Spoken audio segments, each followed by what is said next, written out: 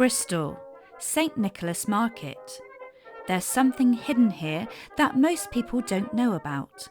A World War II air raid shelter tucked beneath the Corn Exchange.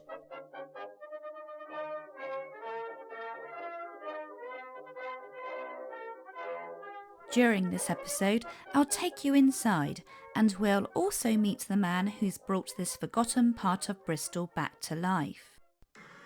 During the Blitz, Bristol was heavily bombed because of its docks and aircraft factories. People working and living in the city centre needed somewhere nearby to take cover when the sirens sounded. So we're sat outside the Corn Exchange in Bristol, and I'm here with tour guide Duncan, and Duncan runs the St Nicholas Market and Air Raid Shelter walking tours. So Duncan, what inspired you to run these tours? Well, hidden beneath the Corn Exchange is the most spectacular World War II air raid shelter, which has been hidden away for the past 80 years. And I've been lucky enough to be invited to start taking public tours into the shelter itself, and there is potential for it to become a very important museum space within the city and provide a serious contribution to Bristol's cultural historic landscape. So it was the opportunity that inspired me. The space was chocker full of junk when I first was invited down there, so I've completely cleared it and brought in more amazing artefacts and memorabilia and dressed the shelter with period clothing, suitcases and things like that. And here we have the full baby's respirator. So the whole baby goes in there. There's a belt at the bottom to tighten it up. Duncan highlights several of the most significant artefacts during the tour, and there are many more on display.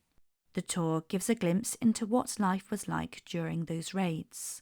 You'll see original 1940s artefacts and hear powerful stories about the people who sheltered here. You have created the single most terrifying object you're ever going to see. Stuff of nightmares. It's a small space, but it leaves a big impression.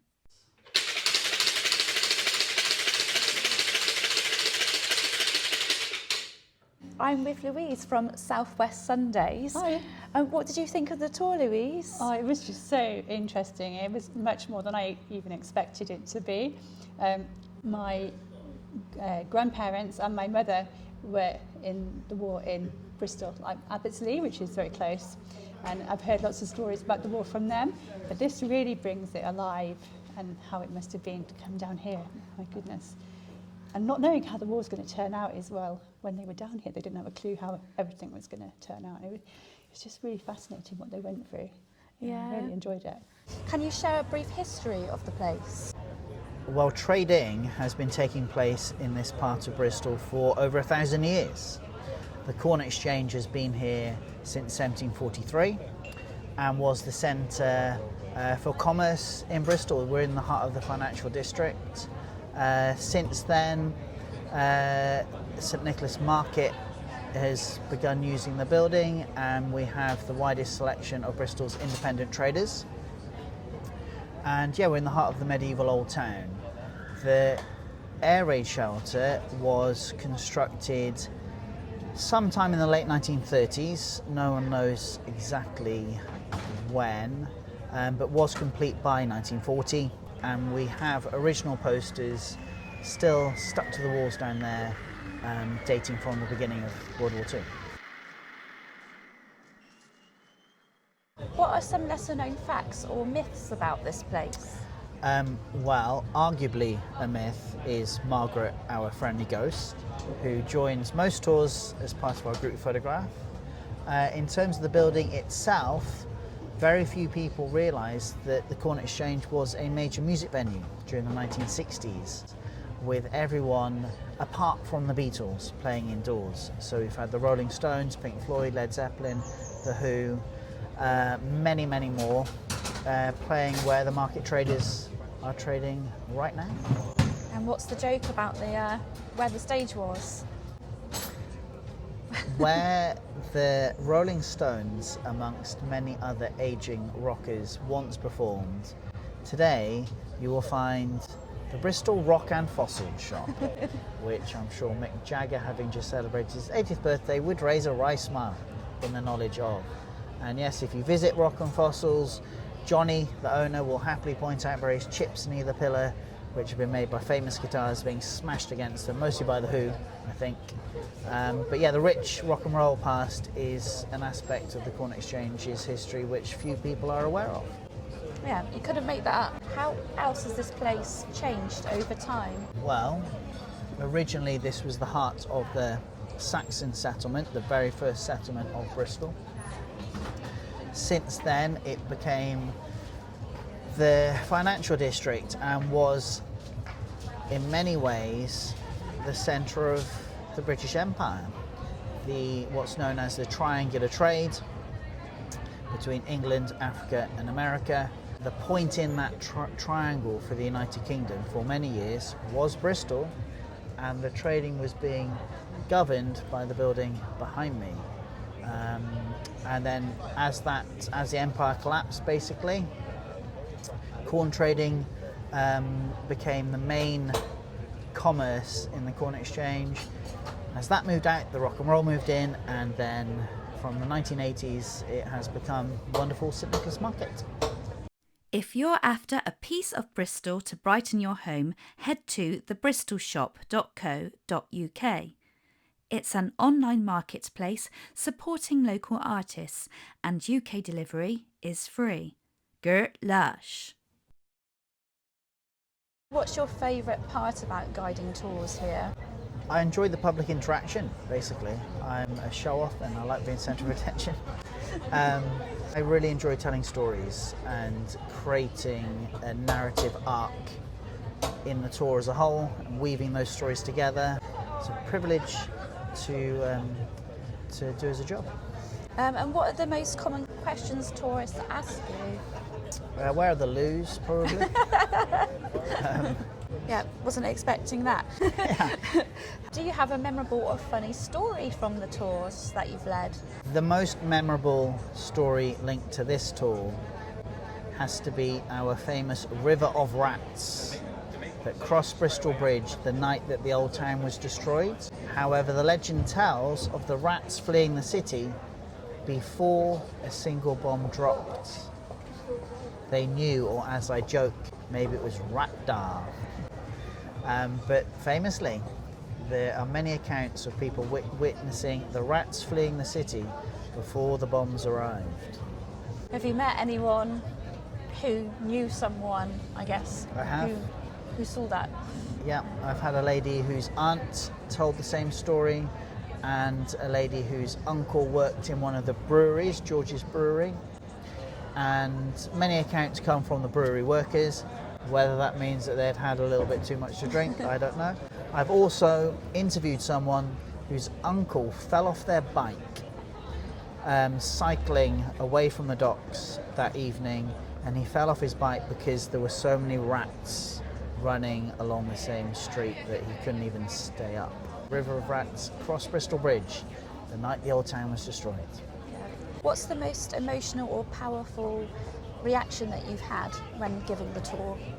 Well, every group that visits the shelter is played some music on a period gramophone. We play some Vera Lynn and describe some beautiful drawings which are still left on the wall of the shelter itself.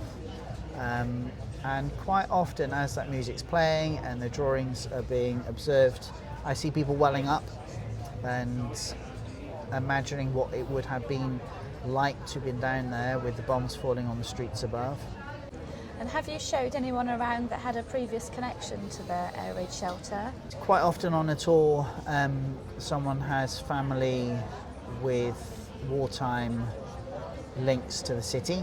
I've interviewed 7 gentlemen in their 90s over the last year and 2 ladies in their 90s with first-hand memories of the city during the Blitz.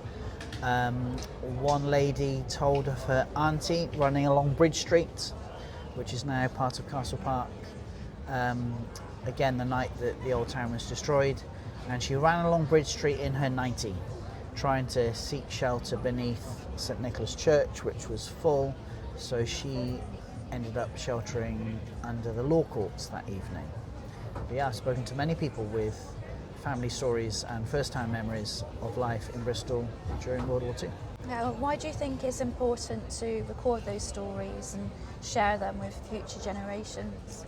Well, this is the last opportunity to record some of the first-hand memories. You won't find many people who were older than about 10 years old during the Blitz these days, so there is an imperative to record as many as possible. And then if you look at what's going on in the world, we need to keep learning that lesson, and we don't want the history repeating itself. So. No.